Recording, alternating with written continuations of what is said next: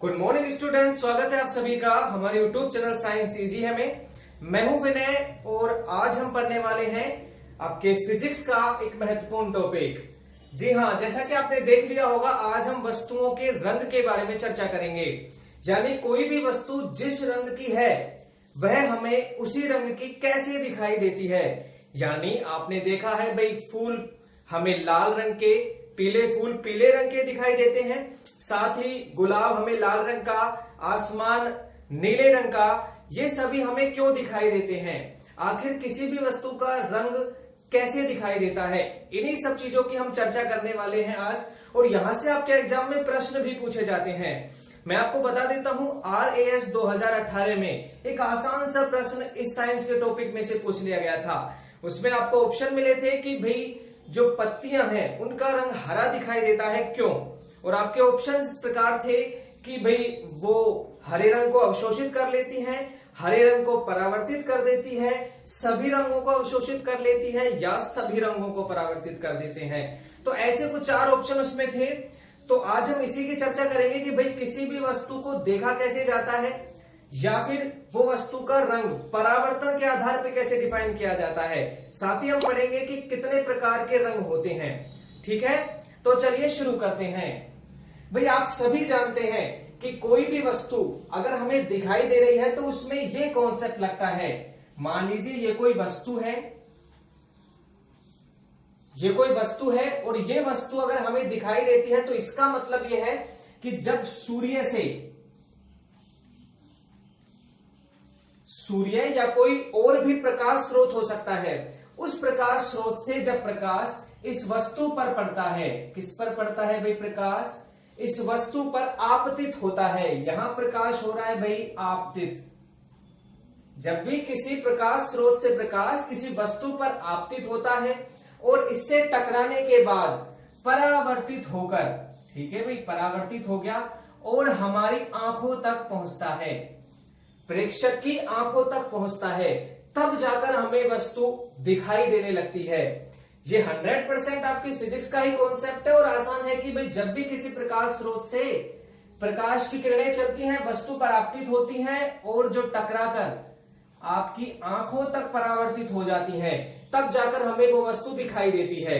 ठीक है, अब हम जानते हैं भाई जो सूर्य है वो आपके श्वेत प्रकाश, सूर्य का प्रकाश श्वेत प्रकाश है भाई, और इसका जो वेग है वो 3 गुना 10 की पावर 8 मीटर प्रति सेकंड है। ये नॉर्मल बातें तो आप जानते हैं। अब जो सूर्य का प्रकाश है वो भाई कुल मिलाकर कितने रंगों से मिलकर बना है? हाँ, यह 7 रंगों से मिलकर बना होता है। और वो 7 रंग है भाई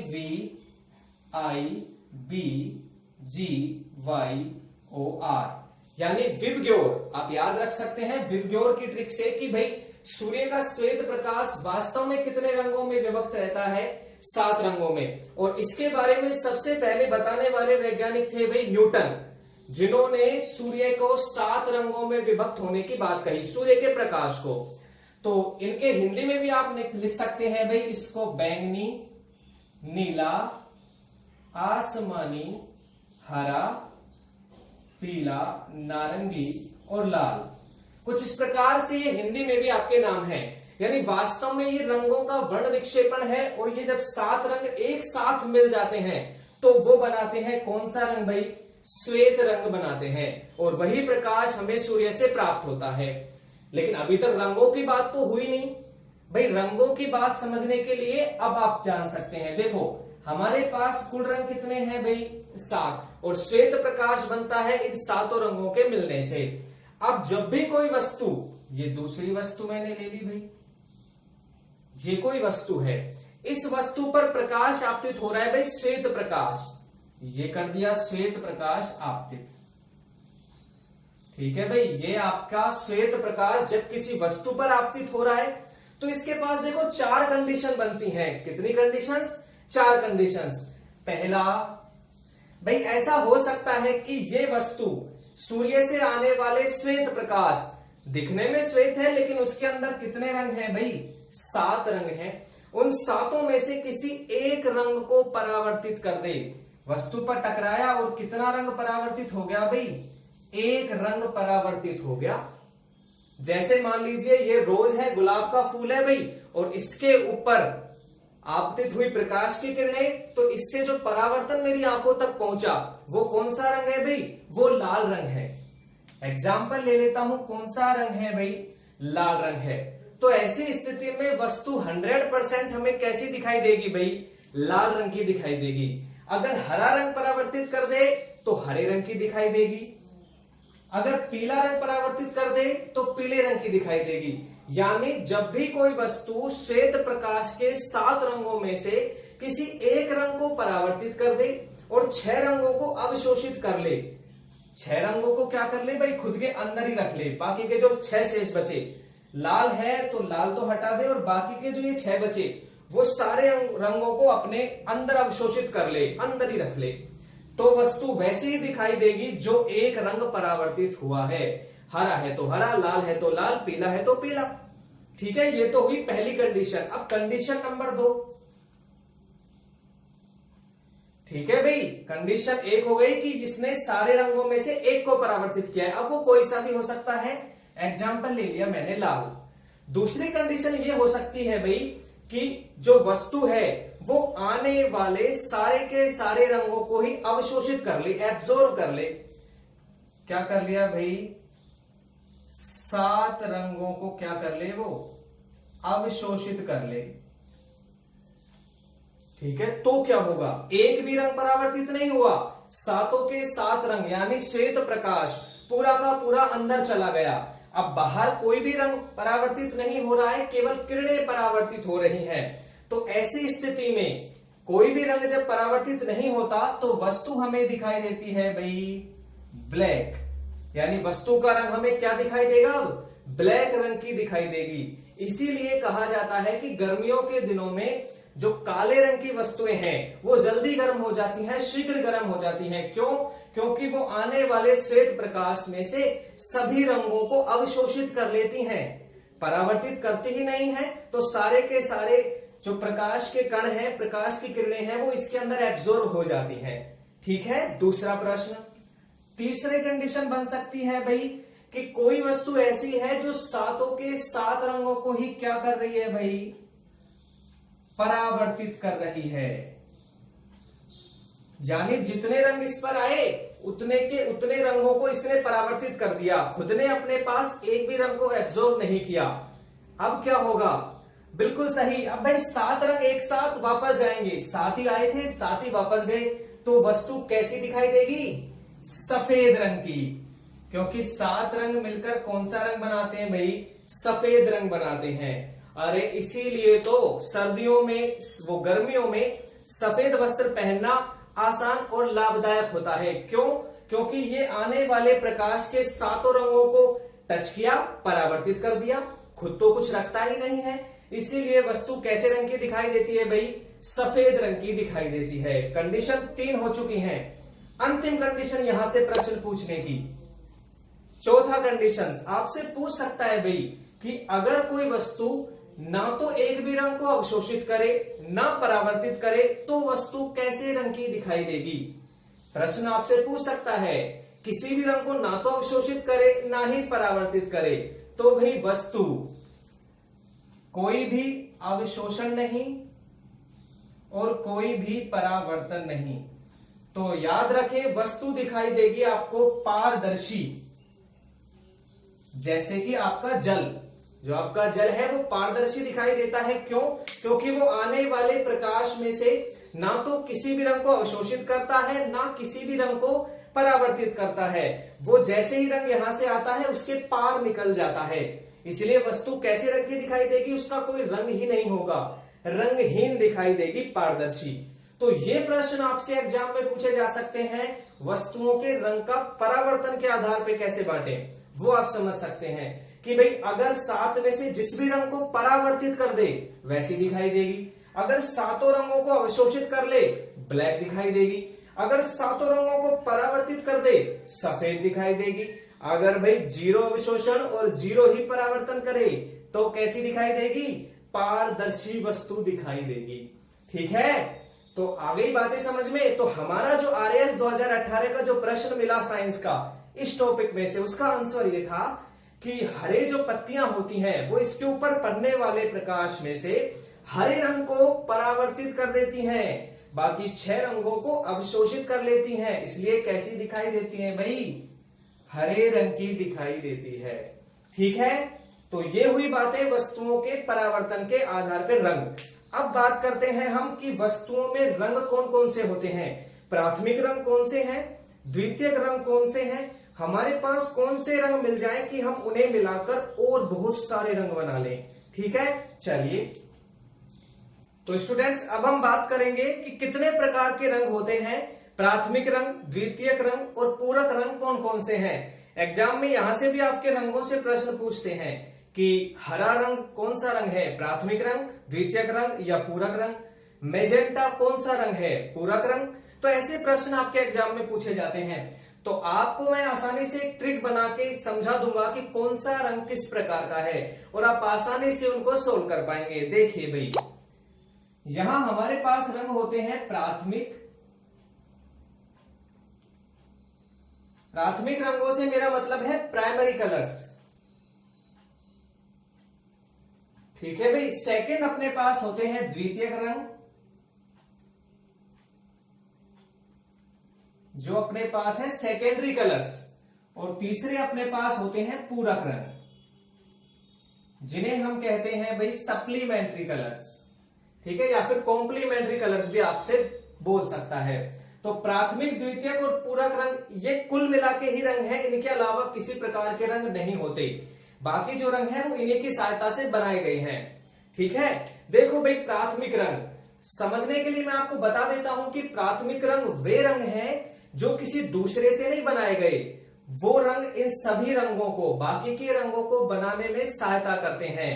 ठीक है, और इन रंगों की संख्या है भाई 3। ऐसे कितने रंग हमारे पास है भाई? केवल 3 रंग। कौन कौन से हैं? लाल यानी R, रेड, हरा यानी G, ग्रीन, और तीसरा है भाई हमारा नीला यानी ब्लू। तो मैं इन तीनों रंगों को RGB के नाम से बोलूंगा भाई, RGB। ठीक है, और याद रखना प्राथमिक रंगों से प्रश्न बहुत बार पूछते हैं कि इनमें से प्राथमिक रंग नहीं है। 4 ऑप्शन मिल जाए, लाल, हरा, नीला, पीला, तो आपका आंसर रहेगा पीला, is not a primary colour. ठीक है भाई, RGB। अब ऐसे तरीकों से तो हमें याद करने में बहुत दिक्कत आएगी भाई। द्वितीयक रंग वे रंग हैं जो इनकी सहायता से बनाए गए हैं, तृतीयक रंग उनकी सहायता से, या पूरक रंग। तो ऐसे रंगों को याद करने के लिए मेरे पास एक आसान सा तरीका है। देखिए, यहां मैं बना रहा हूं भाई एक त्रिभुज। क्या है ये? एक ट्रायंगल मैंने बनाया है, और यकीन मानिए अगर आपको ये ट्रायंगल याद हो गया तो भाई आपको सारे के सारे ये जो रंग दिखाई दे रहे हैं ये याद हो जाएंगे। इसको मैं थोड़ी देर के लिए मिटा देता हूं भाई। देखो, किनारे पर मैं लिख देता हूं प्राथमिक रंग, जो आपको पता है कौन कौन से हैं भाई, R, G और B। इस त्रिभुज के शीर्ष में मैंने 3 रंग लिख दिए हैं। R का मतलब है लाल, G का मतलब हरा, और भाई B का मतलब ब्लू यानी नीला। ठीक है, तो ये 3 रंग तो हो गए आपके प्राइमरी कलर्स। ठीक है, प्राइमरी कलर्स। अब इन कलर्स की हेल्प से जो कलर बन सकते हैं वो है तुम्हारे सेकेंडरी कलर्स, द्वितीयक रंग। तो चलो बना लेते हैं भाई। ध्यान रखिए, लाल और हरे का जब मिक्स किया जाता है, यानी लाल को जब हरे से मिलाया भाई, दोनों का मिक्स किया, तो जो कलर बनता है वो सेकेंडरी कलर है, और वो है आपका पीला। कौन सा कलर है भाई? पीला, येलो। तो एग्जाम में अगर आपसे पूछा जाए प्राथमिक रंग लाल और हरे का मिश्रण कौन सा रंग बनता है भाई? सेकेंडरी रंग पीला बनाता है। हो जाएगा याद, लाल और हरे का मिक्सचर होता है पीला रंग, येलो रंग। ठीक है, इसके बाद देखो भाई, आपका आगे चलते हैं। लाल और नीले का मिक्सचर करते हैं, और हरे और नीले का भी मिक्सचर कर देते हैं। तो जब हम लाल और नीले का मिक्सचर बनाते हैं तो हमारे पास बनता है भाई, यस, मेजेंटा कलर। कौन सा कलर बनता है भाई? मेजेंटा।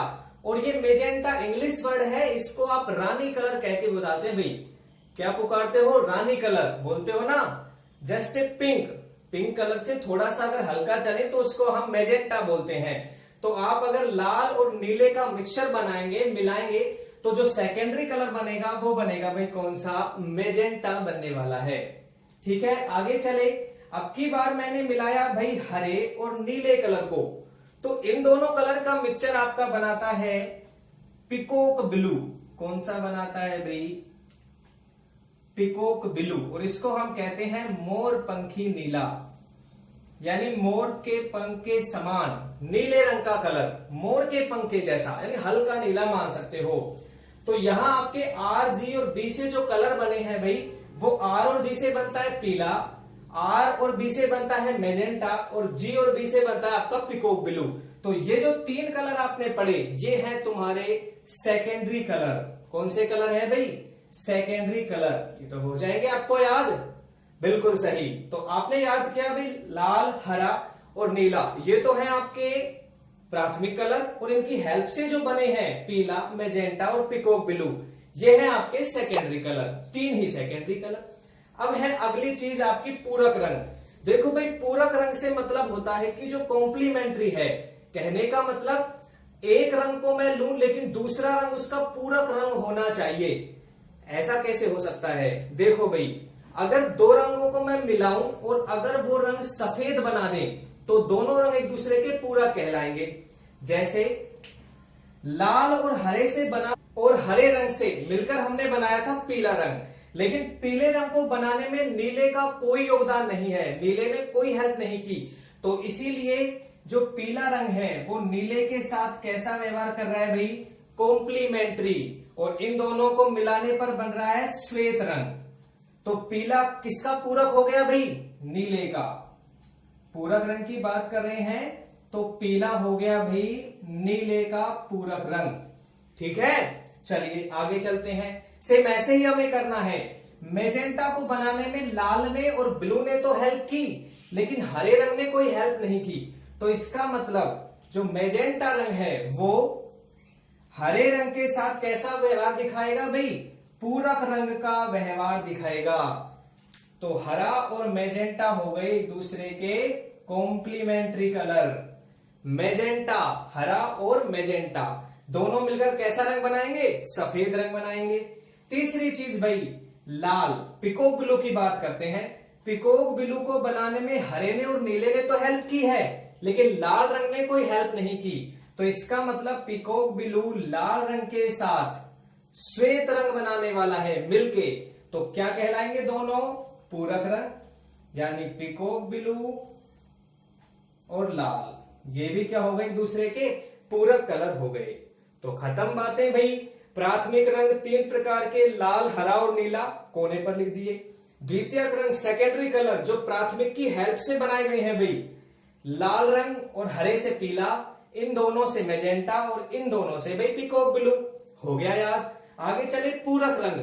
पूरक रंग की बात करें तो वो रंग जो आपस में मिलाए और सफेद रंग बना दे वो कहलाते हैं कॉम्प्लीमेंट्री कलर। जैसे पीला और नीला, पीले को नीले से बनाया तो सफेद बन गया। मैंने ये देखा कि पीले को बनाने में लाल और ग्रीन ने तो हेल्प की है लेकिन नीले ने नहीं की, तो जो हेल्प नहीं करता वो बनाता है कॉम्प्लीमेंट्री कलर। ये याद रखें, लाल पिकॉक और मैजेंटा हरा, ये हो गए आपस में कॉम्प्लीमेंट्री। तो इस छोटे से ट्रायंगल की हेल्प से आप सारे रंगों को सीख सकते हैं। आज के लिए इतना ही। अगर आपको वीडियो पसंद आई हो और रंग समझ में आए हो तो वीडियो कर दे लाइक। अगर ऐसी ही वीडियो आगे भी देखना चाहते हैं तो चैनल करें सब्सक्राइब। अगर बहुत सारी साइंस से रिलेटेड समस्याओं की वीडियो देखना चाहते हैं तो मेरे प्लेलिस्ट में जरूर जाएं। थैंक यू वीडियो देखने के लिए, आपका दिन शुभ हो।